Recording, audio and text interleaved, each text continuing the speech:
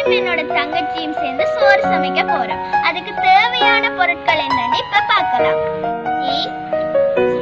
அரிசி, பருப்பு, பூசணிக்காய், கத்தரிக்காய், உள்ளி, கோவா, 2 பச்சை மிளகாய், உருளைக்கிழங்கு, வெங்காயம், கேரட், தக்காளி, தேவையான அளவு உப்பு, புளி, சோயாபீன், கடலை, தேங்காய் பூ, தூள்.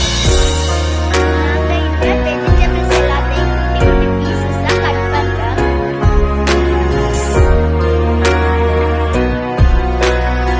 ஓகே ஃப்ரெண்ட்ஸ், இப்போ நாங்க எல்லாத்தையுமே குட்டி குட்டியா கட் பண்ணிட்டோம். அடுப்பை பத்த வச்சாச்சு. அடுப்புல பானை வச்சு அதுக்குள்ள தண்ணியை ஊற்றலாம். தண்ணியை ஊற்றி கொதிக்க வைக்கலாம். தண்ணி கொதிக்கிற கேப்ல நாங்க அரிசியையும் பருப்பையும் கழுவுவோம். தண்ணி நல்லா கொதிச்சுட்டு இதோட நாங்க வாஷ் பண்ணி வச்சிருக்க அரிசியையும் போடுவோம்.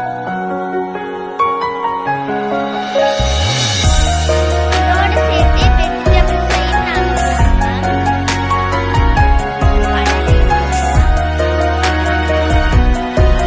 தேவையான அளவு உப்பை சேர்த்து நல்லா மிக்ஸ் பண்ணுவோம்.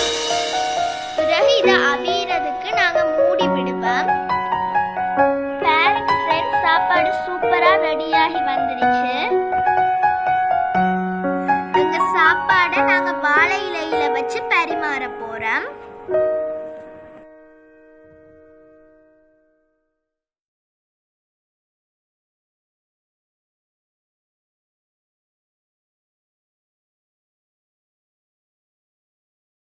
எங்க சாப்பாடு சூப்பரா இருக்கு ஃப்ரெண்ட்ஸ். நான் என் அம்மா, அப்பா, தம்பி, தங்கச்சி கூட சேர்ந்து சாப்பிட போறேன். நீங்களும் உங்க அம்மா அப்பா கூட சேர்ந்து சந்தோஷமா சாப்பிடுங்க ஃப்ரெண்ட்ஸ். பாய் பாய்.